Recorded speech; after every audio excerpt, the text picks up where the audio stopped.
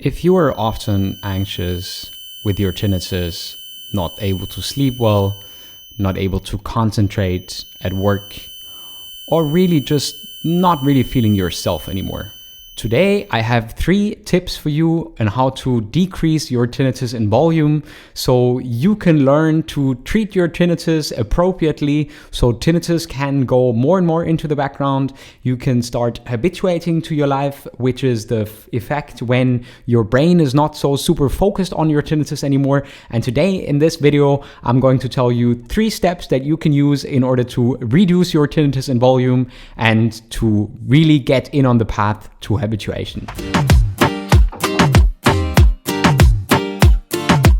My name is Frieder. I am 32 years old from Berlin in Germany. I am the host of the mytinnitus.club community, an online community platform where we have about 30 to 40 people learning how to live their absolute best life despite tinnitus. I have online tinnitus habituation courses that basically do exactly what I'm going to be telling you in this video today: how to reduce your tinnitus in volume, how to habituate to your tinnitus so your brain can tag tinnitus as something normal.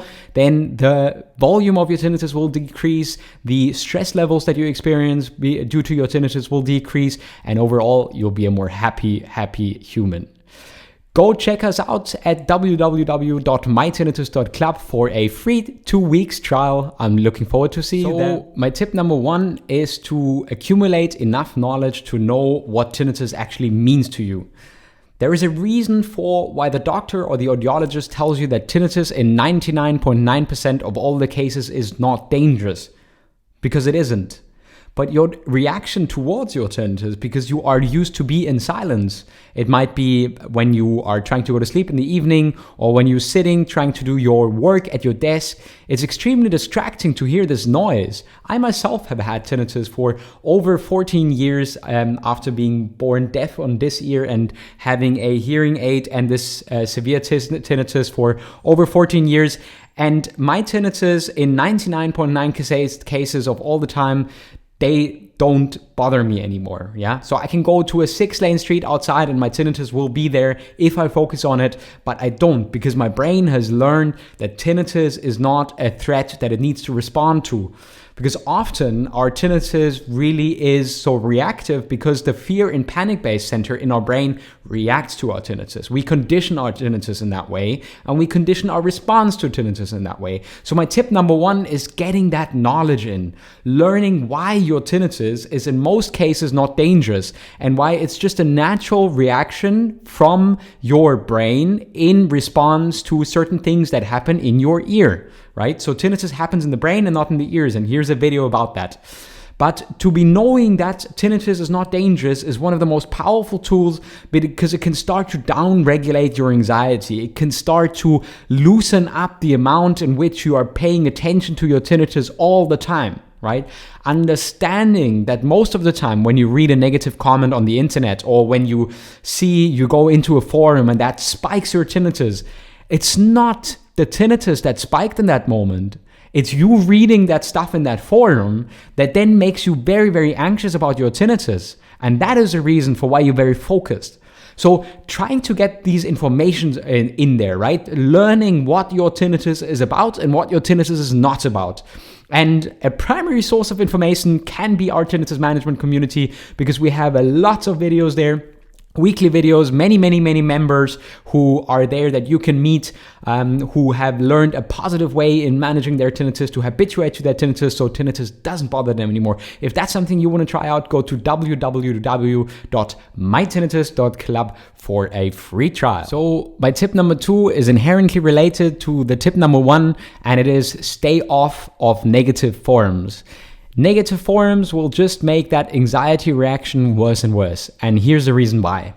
When you go onto these forums, you read stories from other people that they might have written a while ago, yeah?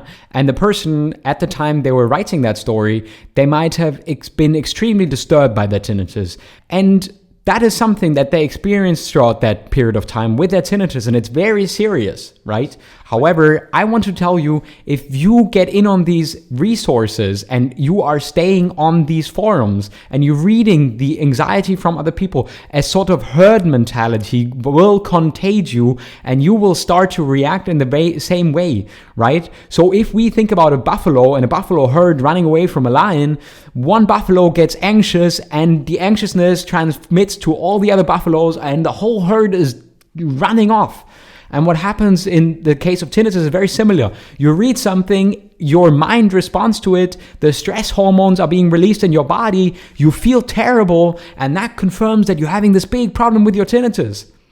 It's just a sound, but you reading about it exacerbates your focus on the sound, which in turn makes the sound worse for you, so you think you have more of a problem. And the final thought about this is, do you think any of these people ever come back from writing in these forums to say, actually, I am quite habituated right now. I found out these tools really help me, my doctors, certain things, mytinnitus.club helped me, and I feel habituated. I don't really worry about it anymore. Do you think that happens? Nope.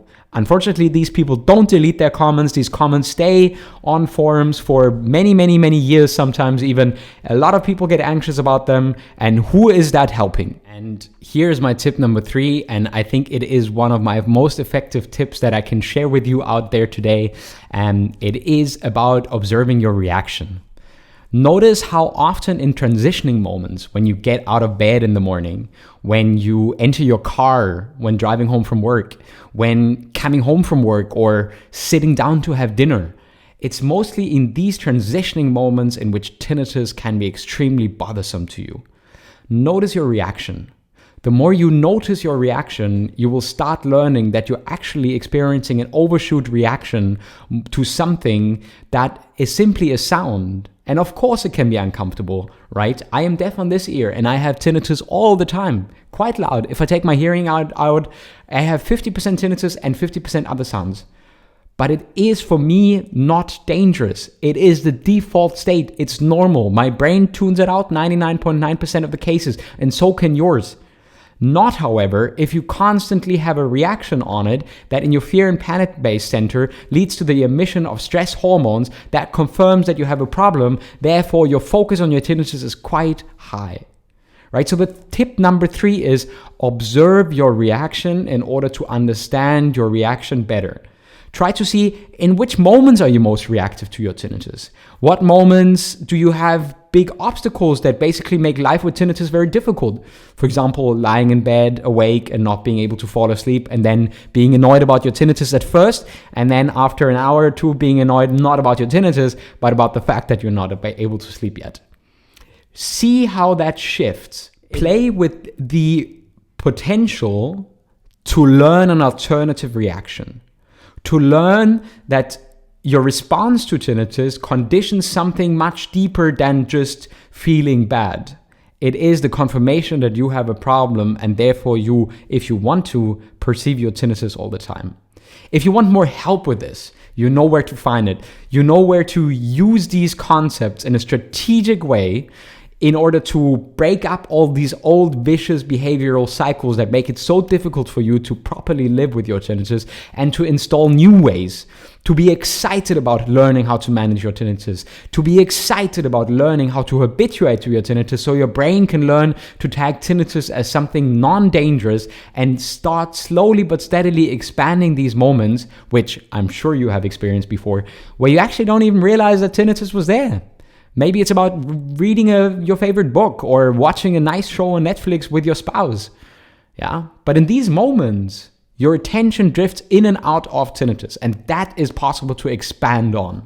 And if we can expand on that and tag to your brain and your subconscious and your response that tinnitus is not dangerous, and you can simply experience it, then more often than not, you will feel like your tinnitus is going back into the background and you're like, look, I haven't heard it for half a day.